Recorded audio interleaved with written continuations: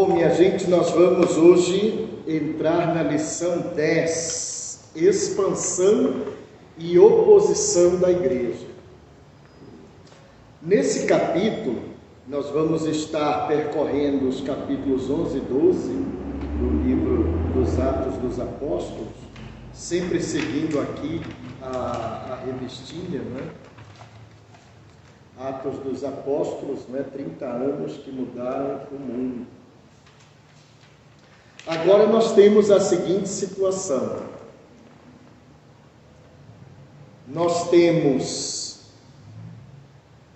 uma igreja que saiu daquele ciclo judaico e alcançou os gentios. Temos uma igreja que está em expansão. Nessa expansão, a igreja chega em Antioquia. Aqui na sua revistinha, você tem a expansão da igreja em Antioquia. E aí tem alguns desdobramentos. A missão entre os gregos, a missão grega é ratificada por Barnabé, a missão grega é consolidada por Saulo e a missão grega é autenticada pelas boas obras. Depois disso, nós vamos ter algumas oposições que nós vamos daqui a pouco mencionar. Mas a expansão da igreja em Antioquia.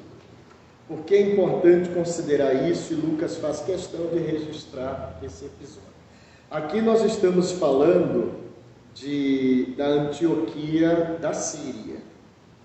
Eu estou fazendo essa ressalva porque naquela época havia pelo menos 16 cidades chamadas Antioquia. Mas esta em particular é Antioquia da Síria.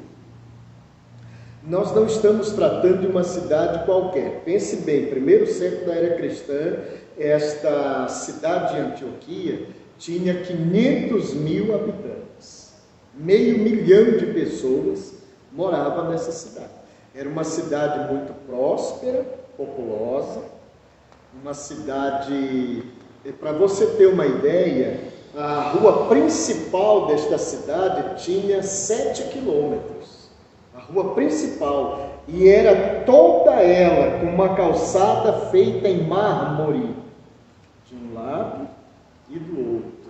Nós não estamos falando, portanto, de uma cidade qualquer, né? De uma cidade muito rica. Ela é tão famosa na história que ela recebeu a alcunha de Antioquia, a cidade dourada. Quando na história ela recebe esse nome, a cidade dourada, é para poder justamente mostrar a grandeza desta cidade. Era uma cidade muito rica, muito próspera. Mas o Evangelho chegou lá. O Evangelho chegou em Antioquia. Não se sabe exatamente de que maneira, mas pode-se imaginar algumas possibilidades. Porque quando houve a perseguição em decorrência da morte de Estevão, e foi desencadeada aquela perseguição lá atrás, os crentes se espalharam por toda parte, inclusive em Antioquia. Então é muito provável que nessa ocasião, esses crentes que foram para Antioquia levaram o Evangelho para essa cidade. E pode ter sido também até antes, porque no dia do Pentecostes, quando houve aquela manifestação extraordinária do Espírito Santo, nós não podemos esquecer que estavam lá pessoas de várias partes do mundo, inclusive de Antioquia. E foram mais de 3.000 pessoas que se converteram a Cristo. Então, pode também ter ocorrido de pessoas de Antioquia, naquela ocasião, terem se convertido a Cristo e quando voltaram para a sua cidade, então, semearam a palavra, espalharam a palavra. Ou seja, há algumas hipóteses, e a gente está aqui considerando hipóteses. E o fato é que esta é uma cidade onde a igreja tem crescido, onde o Evangelho tem produzido frutos, produzido resultados extraordinários. E isso é tanto que os apóstolos resolvem fazer a confirmação da igreja em Antioquia. E como os apóstolos estão no seu trabalho itinerante, dando cobertura à obra em muitos outros lugares, coube aos presbíteros, que eram pessoas que cuidavam da organização, da administração da igreja em Jerusalém, enviarem Barnabé para Antioquia, para confirmar a igreja, porque nesse momento a igreja precisa ser ensinada, ela precisa ser alicerçada na palavra, ela precisa ser alicerçada no conhecimento de Cristo. Então, tem que mandar alguém para fazer esse trabalho. É quando Barnabé é enviado para lá. Barnabé é uma pessoa que, dentro do contexto da igreja, é uma pessoa muito querida, muito respeitada, uma pessoa muito honrada, porque ele era um homem sério, responsável, mas extremamente temente a Deus, cheio do Espírito Santo, cheio de sabedoria. Ele sabia ensinar muito bem, tinha conteúdo para isto, não só a habilidade, mas ele tinha conteúdo para isto, e era muito aceito, ele circulava muito bem por toda aquela cristandade.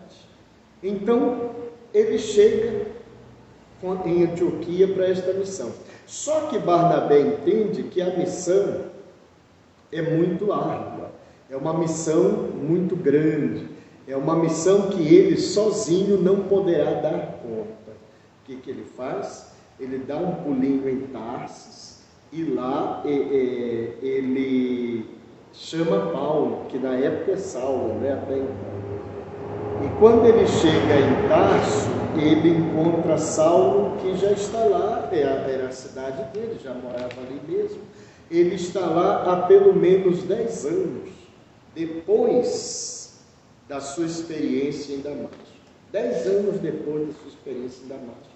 Ele está lá em Tarso e Barnabé diz: Saulo, eram amigos, fizeram amizade lá atrás, quando, depois de 3 anos da conversão, ele se apresenta aos apóstolos, é Barnabé quem faz essa apresentação. Ele é orientado pelo Espírito Santo a não ficar em Jerusalém, e ele então vai para Tarso, que era a sua cidade natal. Bom, ele está lá, é amigo, Barnabé e Saulo são amigos, então Barnabé chama Saulo. Não se sabe exatamente por que ele quis chamar Saulo, mas pode-se cogitar que, como Barnabé sabia que Saulo era mestre, era um profundo conhecedor das Escrituras, era um professor por excelência e havia sido chamado por Cristo para ser pregador para os gentios, então Barnabé viu aí a oportunidade. Eu não vou poder fazer esse trabalho sozinho aqui em Antioquia, vou chamar então um mestre. E foi chamar Saulo lá em Tarso, e ele vem e os dois vão para Antioquia fazer o trabalho. Isso é muito significativo, porque ali você tem uma comunidade muito forte, você tem uma comunidade onde a igreja já está presente, a igreja está crescendo, a igreja está se fortalecendo, existe uma sede de saber, uma sede de conhecer, e não tem pessoas para ensinar. Então, Barnabé e Saulo são as pessoas que nesse momento estão ali para fazer esse trabalho. Então, eles chegam e confirmam a igreja. Confirmar a igreja é essa expressão que vai aparecer vez por outra na Escritura. Esse confirmar a igreja é levá-la à edificação, consolidar a igreja, consolidar os crentes na fé. Então eles vão para lá com a missão não de evangelizar, mas de edificar na fé, porque já havia sido evangelizado, já havia se criado uma igreja, se plantado uma igreja, agora precisa ensinar a palavra. Para quê? Para que essa igreja cresça fortalecida, para que essa igreja cresça solidificada na palavra, para que esses crentes, inclusive, se multipliquem, para que essa igreja possa expandir-se. E isso é significativo, isso é muito importante. E é nesse contexto aqui que vão acontecer algumas coisas que até então a igreja esta igreja em particular não havia experimentado.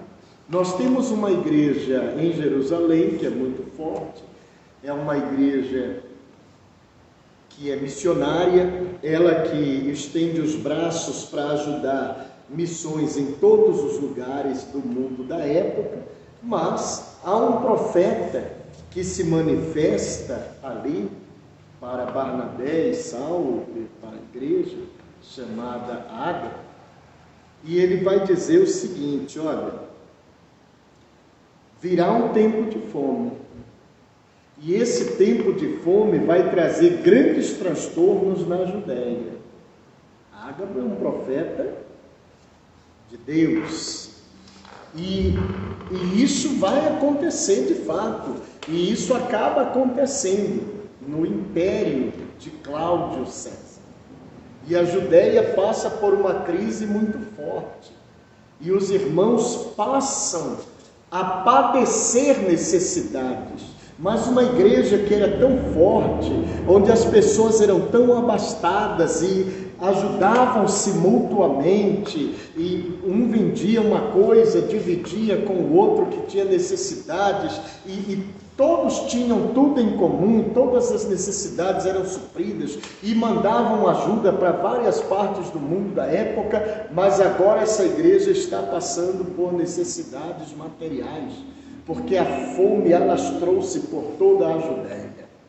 Nesse momento, essa igreja de Antioquia é que vai ser a igreja missionária. É justamente fruto do ensino de Barnabé e de Saulo que vai levar essa igreja a atingir esse nível de maturidade. E prontamente essa igreja vai estender a mão para aqueles irmãos da Judéia. E quem vai levar, inclusive, essa oferta, essa contribuição, para quem vai levar esse suprimento? Saulo e Barnabé. Que a igreja confiava neles, confiava na idoneidade deles, na honestidade deles, na maturidade deles. Então isso é muito importante para nós, porque isso vai mostrar que uma das características de uma igreja madura é esta: é a sua capacidade, a sua habilidade, a sua disposição em servir. E é aquela coisa, estar servindo não é esperando algo em troca. Não há honra, não há mérito nisso, de maneira alguma. A honra e o mérito é justamente em servir sem esperar algo em troca. E essa se torna uma igreja missionária, essa igreja de Antioquia. Nós não podemos esquecer que é esta igreja que vai mandar Paulo e Barnabé para a primeira viagem missionária de Paulo. Eles saem numa primeira viagem missionária a partir desta igreja. Então, nós temos aqui uma igreja que está sendo edificada na palavra, porque recebe 2 grandes mestres.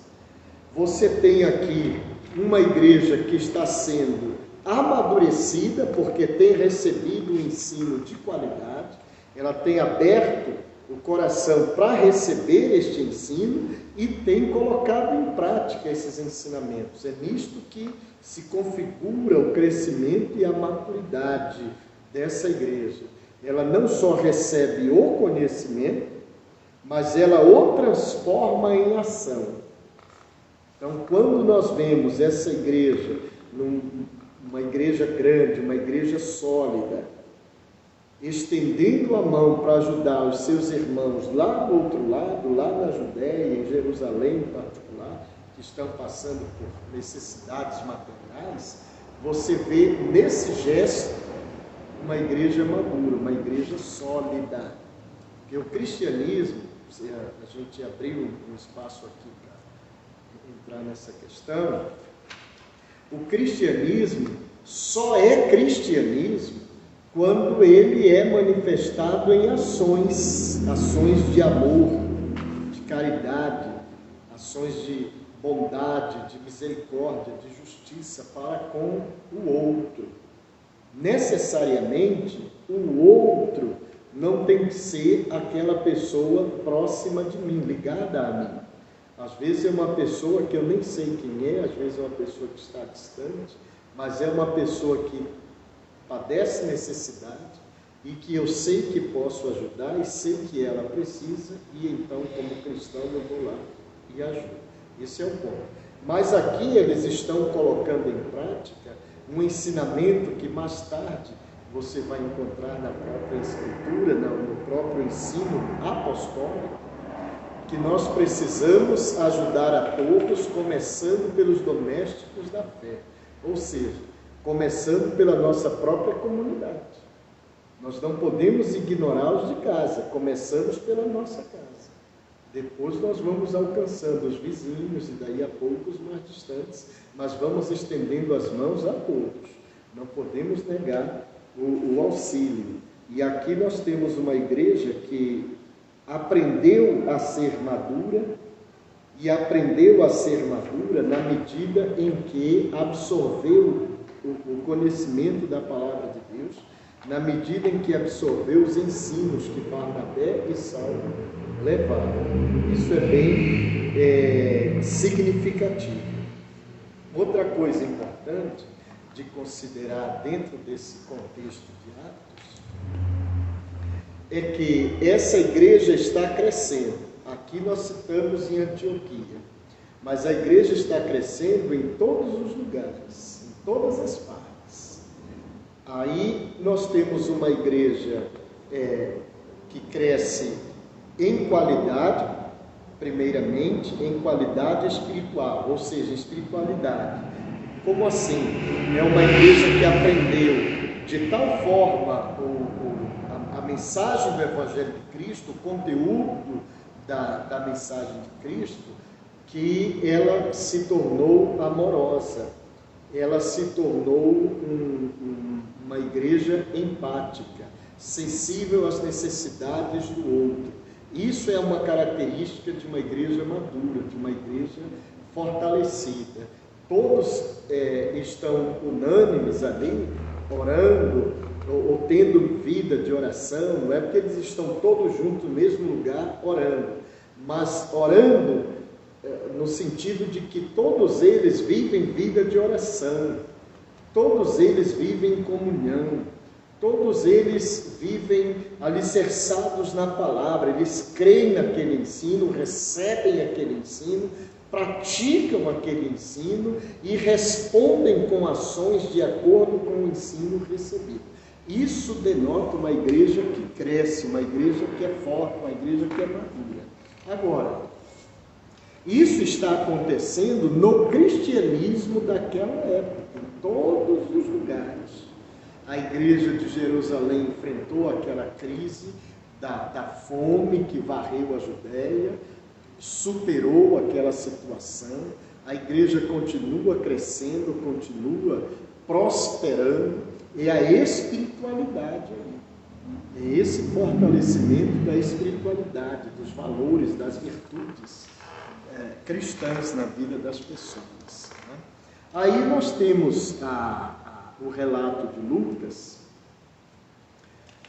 Dentro da Judéia, nós temos o relato de Lucas agora com a presença de Pedro, o apóstolo, mas não só ele, nós vamos ter outros, inclusive aqui nós vamos mencionar Tiago, e nós vamos ter também uma figura que vai entrar em cena e logo sair também, que é Herodes Agripa I. Por que a gente está mencionando isso? É o que Lucas cita. Lucas menciona essa experiência, essa passagem nos Atos dos Apóstolos, porque é significativo. Na igreja não era só alegria, como lá em Antioquia. prosperidade, igreja crescendo, igreja se fortalecendo, o evangelho se expandindo, o reino de Deus se expandindo. Não é só isso. Agora nós estamos no outro cenário, que é Jerusalém, onde os apóstolos estão, e a igreja sofre perseguição. Essa oposição vem por parte de Herodes. Esse Herodes Antipas, esse Herodes Agripa I, ele vai se levantar contra a igreja, porque ele quer agradar um público, que são os habitantes de Ciro e de Sidom. Ele quer agradar esse povo, ele quer glórias, ele quer honras, e ele é uma pessoa inescrupulosa, ele é uma pessoa má, uma pessoa ruim, ele é a personificação do mal. Herodes Agripa I. Agora, não é de se estranhar que ele seja assim, quando a gente vê o histórico familiar. Ele foi neto de Herodes o Grande, que mandou matar as crianças de 0 a 2 anos, para ver se dentre elas matava Jesus. Ele é neto desse. Mas ele é também sobrinho de Herodes Antipas. E Herodes Antipas foi aquele que mandou decapitar João Batista. Ó a família, ó o histórico familiar do cara. O avô mandou matar as crianças de 0 a 2 anos para ver se matava Jesus. E o tio, Herodes Antipas, mandou matar João Batista. Agora este é o Herodes Agripa I. E ele é tão ruim assim? Sim, ele é ruim. Ele prende os apóstolos, prende Tiago, prende Pedro. Só que Tiago, ele executa de imediato. Manda matar Tiago. Tiago, o irmão de João, filho de Zebedeu. E quando ele manda matar Tiago, ele faz isso para cair nas graças do povo, porque o povo odeia os cristãos, o povo odeia os apóstolos, odeia a igreja. Então, quando Herodes faz isso, o povo gosta, porque o povo entende que Herodes é a favor deles, é a favor do povo. Mandou matar aquele que o povo considerava inimigo. Agora veja, a igreja está passando aí por uma situação de terrorismo, porque ela está sob ameaça. Estão prendendo seus líderes, os cabeças, já até executaram um dos apóstolos. Até então a perseguição tinha alcançado os crentes e até diáconos com a morte. Mas é a primeira vez que um apóstolo é executado. Um apóstolo é a primeira vez. Então, isso é um fato terrível, porque cria um clima de terrorismo, numa tentativa de abafar o movimento do Evangelho, o mover do Espírito.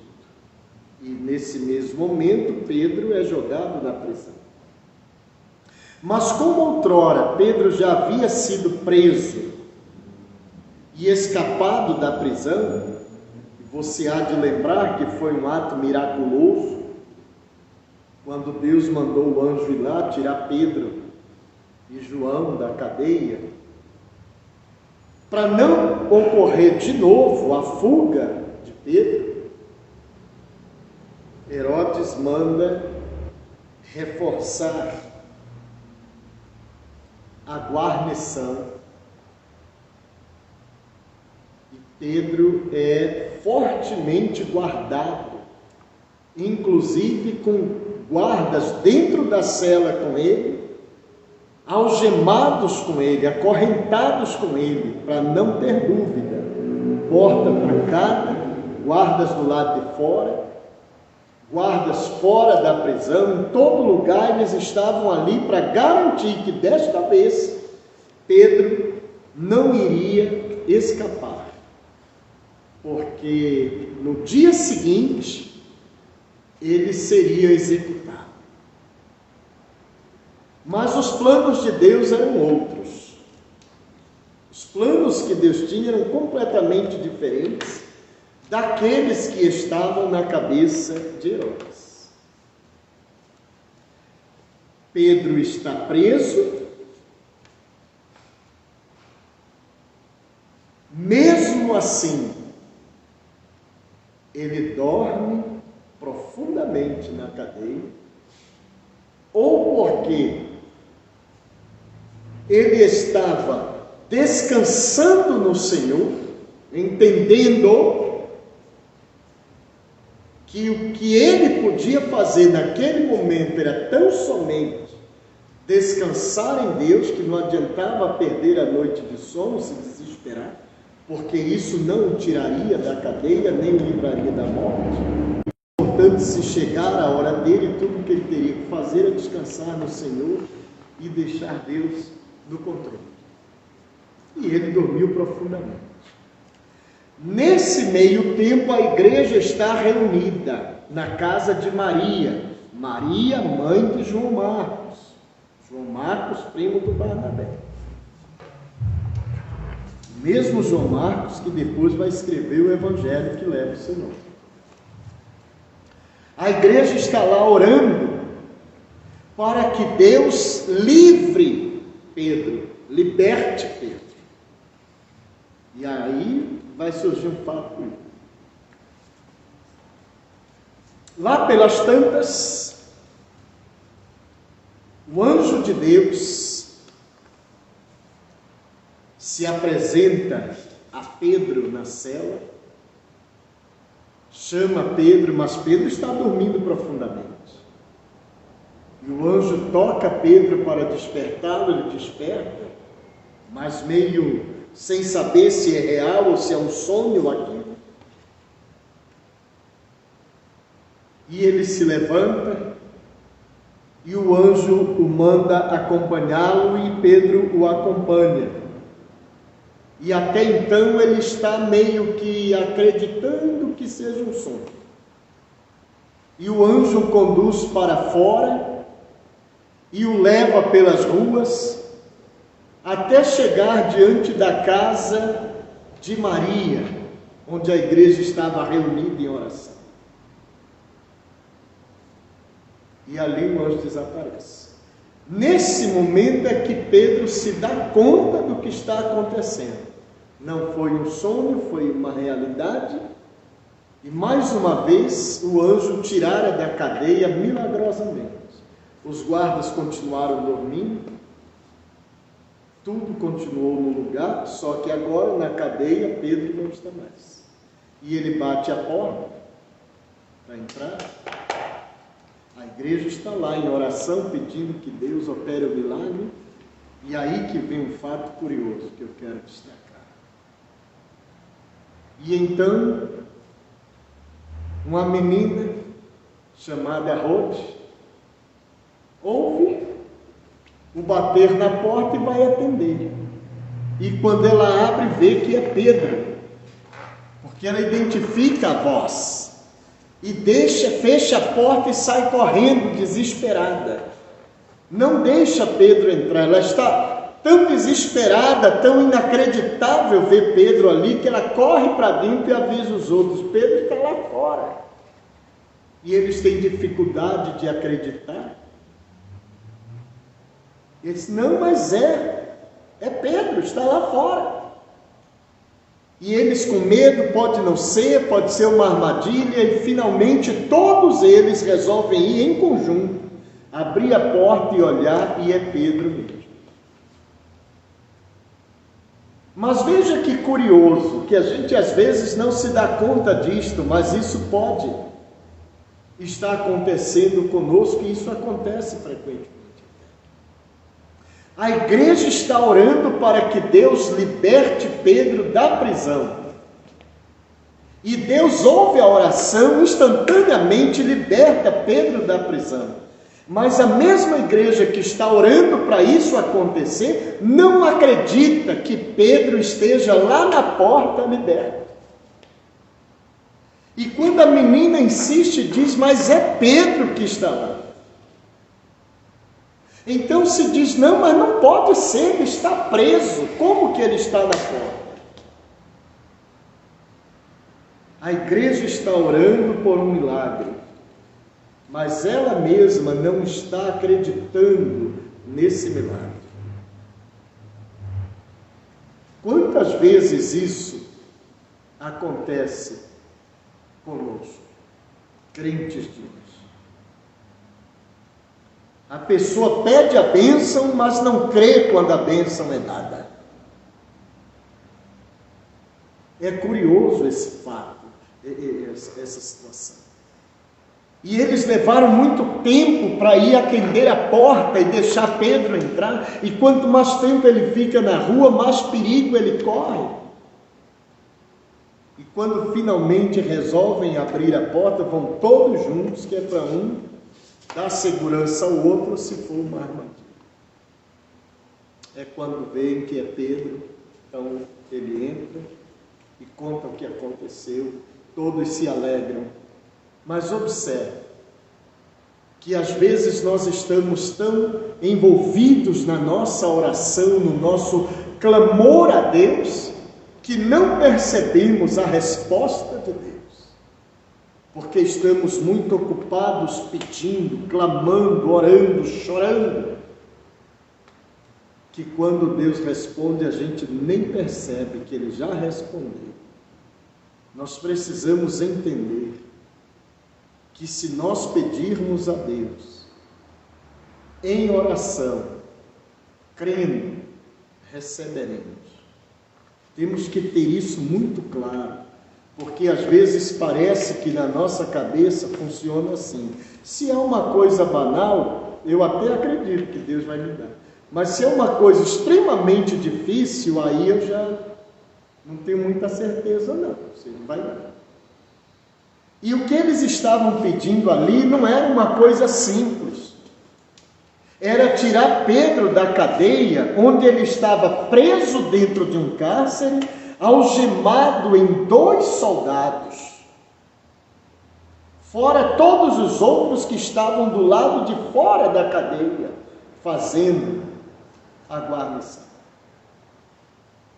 Não era algo simples que eles estavam pedindo. Mas se você pede com fé, para Deus não há impossíveis, ou seja, tudo é simples para Ele. Tudo é simples, complexo para nós, mas para Ele tudo é simples. Precisamos nos dar conta disso. Bom, o fato é que agora Pedro está livre da cadeia, mas haverá uma festa, é para Pedro estar na cadeia, o rei vai se apresentar em público, e chega aos ouvidos do rei que Pedro escapou da cadeia. Como? Se ele estava numa cela fechada, com 2 guardas algemados nele, e outros guardas fora, como que esse homem escapou da cadeia? Eles não eram capazes de explicar isso. E a lei romana era muito cruel, de uma maneira geral. Se um preso escapasse, os guardas daquele turno, que foram responsáveis pela negligência, pela fuga, receberiam aquela pena destinada ao preso fugitivo. Se essa pena era pena de morte, então era isso que eles iriam sofrer. No entanto, dentro da jurisdição de Herodes, essa lei não era obrigatória. Essa pena não era obrigatória. Ou seja, Herodes não era obrigado a penalizar com a morte aqueles soldados que deixaram Pedro escapar. Ele não era obrigado, porque dentro da sua jurisdição isso não era obrigatório. Mas em se tratando de Herodes Agripa I, que era uma pessoa ruim, era mau, pelo simples prazer de fazer a maldade, ele optou por executar todos os guardas responsáveis por cuidar para que Pedro não fugisse. E ele executa todos eles.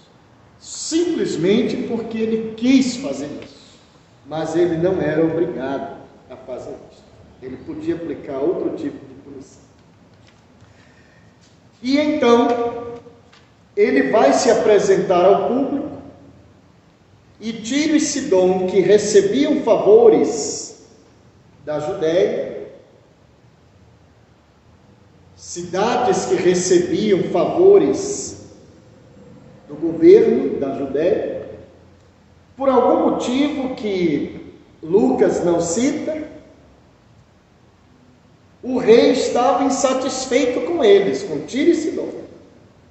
E então eles queriam aproveitar a festa para bajular o rei e voltar a receber os favores dele.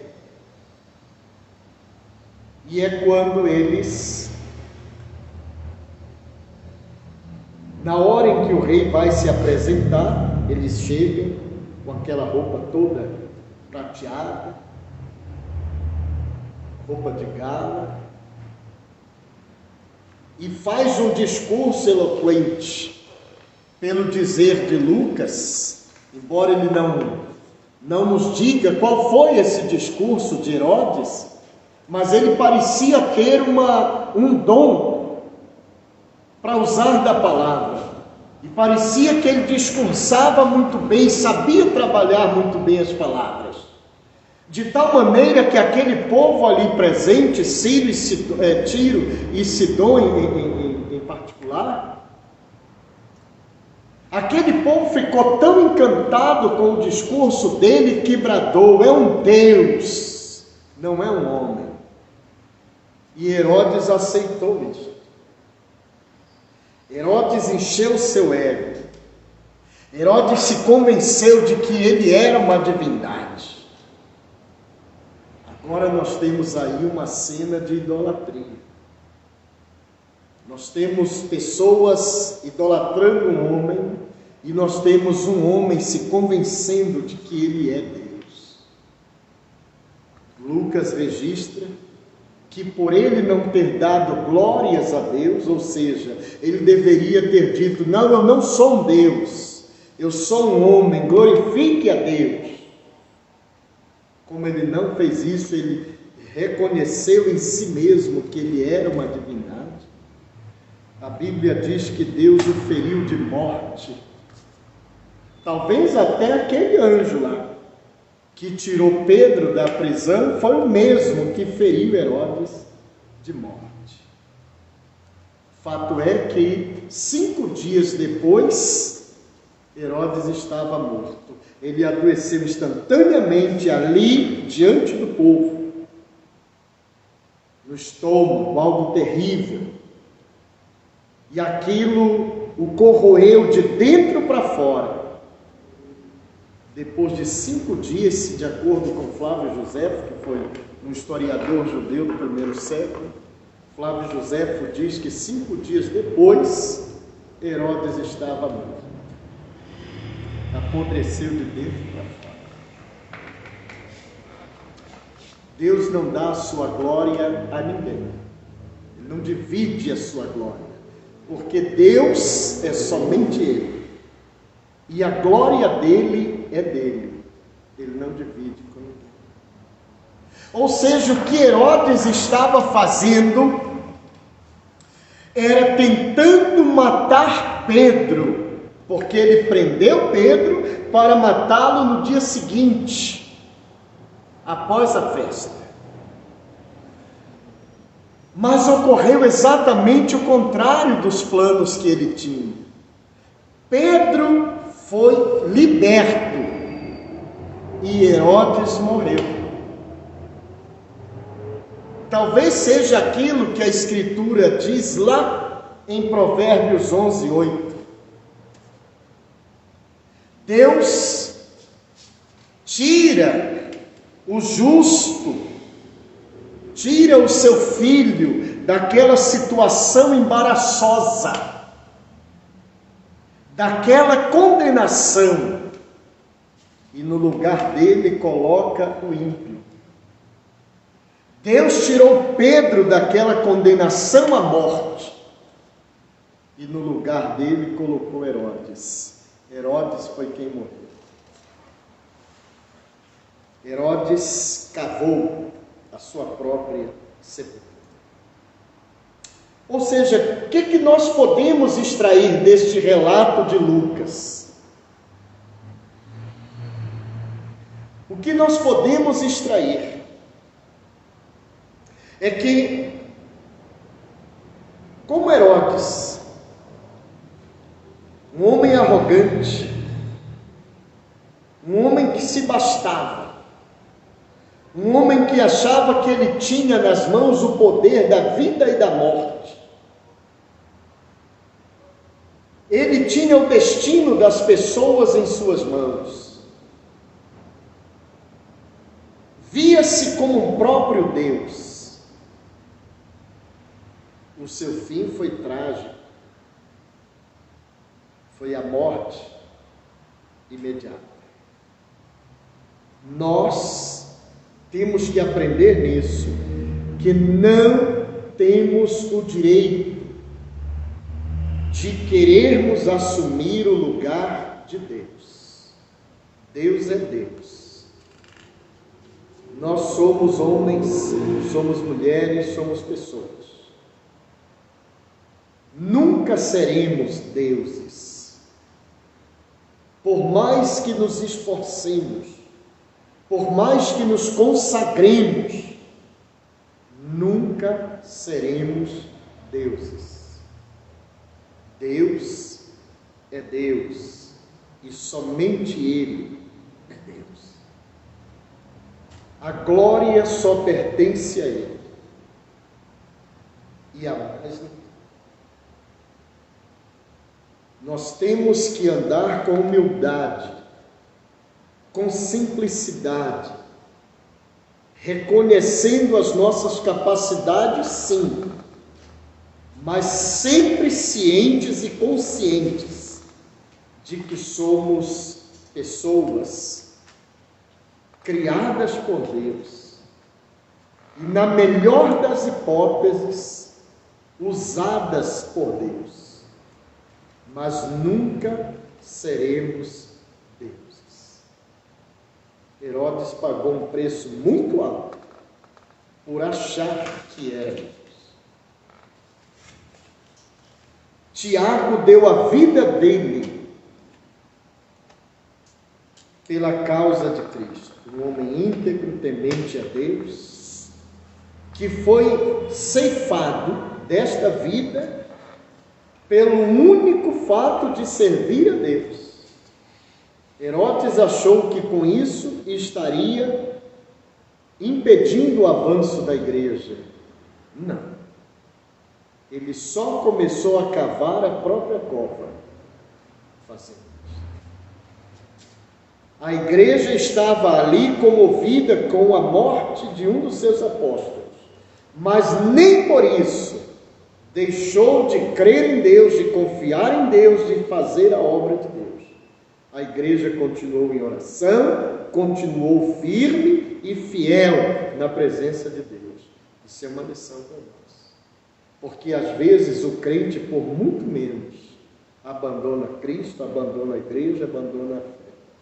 Porque perdeu o emprego, porque foi reprovado no concurso, porque o pastor olhou torto para ele, não quer mais saber de Cristo, ou porque a igreja deu uma cesta básica para aquele, não deu para ele, não quer mais saber da igreja. Sabe, coisas banais, coisas idiotas, e a pessoa abandona Cristo, abandona a fé, abandona a igreja. Tiago foi assassinado, líder da igreja, apóstolo, mas a igreja continuou firme na fé, inabalável na fé, firme nos caminhos do Senhor, e a igreja só cresceu, só cresceu. Nós precisamos fazer aquilo, alguém disse certa vez o seguinte: diante dos problemas, diante das perseguições, diante das lutas, eu mantenho a minha cabeça erguida e os meus joelhos dobrados, e a vitória está bem diante de mim. É isso que nós precisamos fazer, porque foi isso que aquela igreja fez. Pedro é outro exemplo que nós precisamos tomar para nós. Ele foi preso, foi algemado. Qual o seu crime? Servir a Cristo, servir a comunidade, fazer o bem a todos. Mas quando ele estava na cadeia, ele não se desesperou. Ele não questionou: cadê Deus? Onde é que tu estás? Por que eu estou aqui? Como deixaste isto acontecer comigo? A Bíblia diz que ele dormiu profundamente. Só é possível fazer isto alguém que está em profunda paz. Tem uma absoluta certeza de que ele está em mãos seguras, melhores, e que ele não tem que se preocupar, ele não tem que se desesperar, porque o seu desespero não o tirará da cadeia. O seu desespero não mudará a sua situação. O que ele tem que fazer é descansar no Senhor. Era o que o salmista dizia: entrega o teu caminho ao Senhor, confia nele, e o mais ele fará. E o que o Senhor fez? Tirou Pedro da cadeia. Mandou o anjo ir lá, tirar Pedro da cadeia. São lições. Então, ao invés de entrarmos em desespero porque a doença bateu na nossa porta, porque o desemprego bateu na nossa porta, porque a injustiça bateu na nossa porta, a ingratidão bateu na nossa porta, a traição bateu na nossa porta, ao invés de perdermos a nossa fé e a nossa confiança em Deus, ao invés de murmurarmos contra Deus, nós temos que descansar no Senhor, porque este é o momento da nossa total impotência. É o momento em que não há nada que possamos fazer e que, portanto, precisamos erguer a cabeça, dobrar os joelhos e deixar Deus trabalhar. Porque Ele sempre manda o anjo para resolver por nós o que nós não podemos fazer. Mas nós temos que descansar nele. Precisamos orar, precisamos confiar, precisamos descansar. Porque as lutas vêm e vão. Não precisamos nos desesperar. Esses dias estava com a minha saúde bastante abalada e alguém, muitos amigos meus souberam, que eu mesmo comuniquei, e alguém disse: mas como que o senhor está? O senhor está abalado com isso? Eu digo: eu não tenho por que me abalar, nem por que me preocupar, porque apesar de eu estar doente, eu estou vivo, e a graça de Deus continua comigo, e é próprio do ser humano adoecer, é próprio da natureza humana o enfermar. A minha fé não depende do meu estado de saúde estar bom. A minha fé depende única e exclusivamente de saber que Jesus morreu por mim, e que Jesus me salvou, e um dia vai me levar para a glória dele. Minha fé continua mesmo, não tenho que me desesperar. Por quê? Porque a vida é assim. Uma hora estamos lá em cima, felizes, rindo com tudo, outra hora estamos lá embaixo. Por quê? Porque a gente está subindo montanha, descendo montanha, subindo montanha e descendo montanha. Mas é assim que construímos a vida. Não é um plano só. É com altos e baixos, subidas e descidas, e de vez em quando uma curva, bem ali. Mas nós temos que continuar em frente. Então, que possamos extrair dessa experiência de Atos dos Apóstolos, dentro desse contexto, essas lições para a nossa vida. Então, que Deus nos abençoe e nos dê muita graça, e que nós possamos, como disse alguém, e já citamos hoje 2 vezes, permanecer de cabeça erguida, joelhos dobrados, porque a bênção da vitória está bem ali, adiante de nós. Até o próximo encontro, se Deus quiser.